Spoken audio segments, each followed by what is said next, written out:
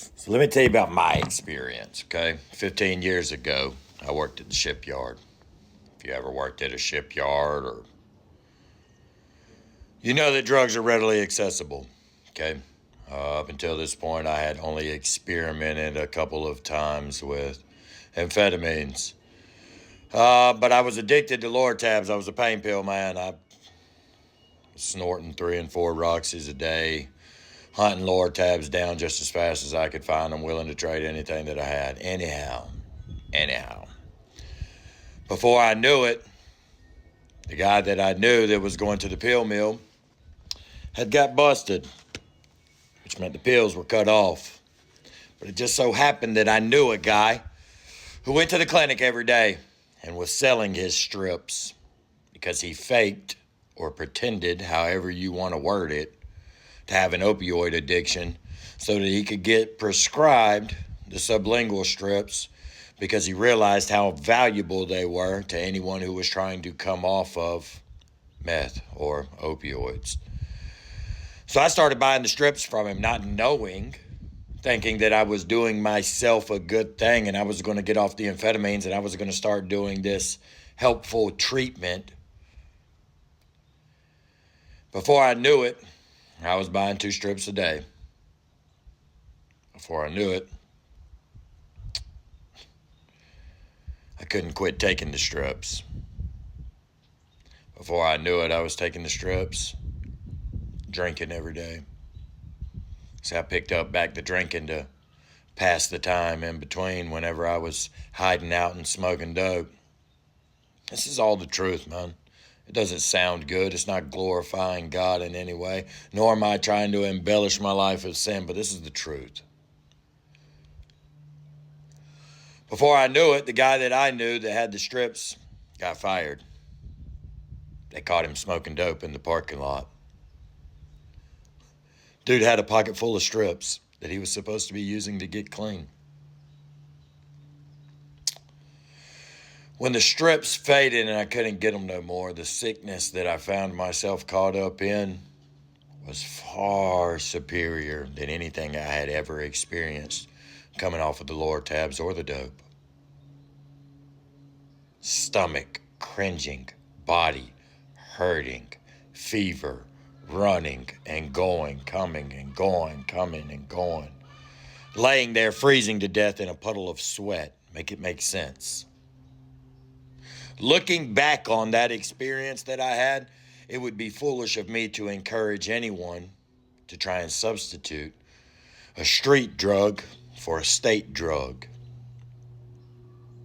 Now, I'm not denying that they have helped people, for sure. People who use them correctly. But if we're just being completely honest, more often than not, when you're dealing with addicts, they're not using their prescription correctly. We're addicts. That's what we do. We manipulate the system to get another drug so that we continue to abuse it. When that doctor catches on to us, we go to the next doctor. It's the way I lived my life. I know all too well the heartache and the pain and the suffering that comes along with trying to get clean. I know how hard it can be. And how defeating it can be whenever someone tells you the thing that you're using to justify your abuse is, in fact, still abuse. But I am also incredibly thankful for those people delivering to me the truth. I didn't like it when they gave it to me. No differently than the people who are getting it from me don't like it now, and that's okay. But it was that delivering of the truth, that was them giving me the honesty that was behind the things that I was doing, the truth, that drove me to prove them wrong and to really get clean. To break free from the strips, to break free from the methadone, to break free from the meth, the pain pills. These days, my wife and my kids will be a first-hand attest to I don't even take ibuprofen when I'm hurting. I struggle with taking anything out of fear. I don't ever want to fall back down that rabbit hole, that trap of thinking that somehow by taking this thing, I'm going to find relief. Now, I'm not trying to discourage you. If you have a medical illness or ailment that requires you to take medication, by all means, take your medication.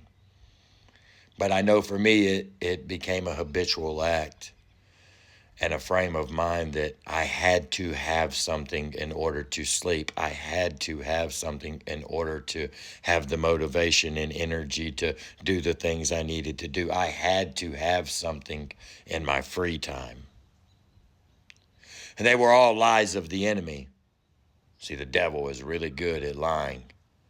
He's been doing it for a long time, and he will definitely manipulate you if you're not careful into justifying and thinking that your excuse or your justification, your reason, is acceptable and okay. I thank God each and every day that he was patient with me. I thank God each and every day for the people in my life that were telling me that, Chris, you're just subsidizing one abuse for another, because I was. And I hope and pray the day that you wake up, you look back and you say, Chris, man, I didn't like it and I don't appreciate the way you said it at the time. But right now in my sobriety, being free, I'm glad that you told me that Suboxone is not sobriety.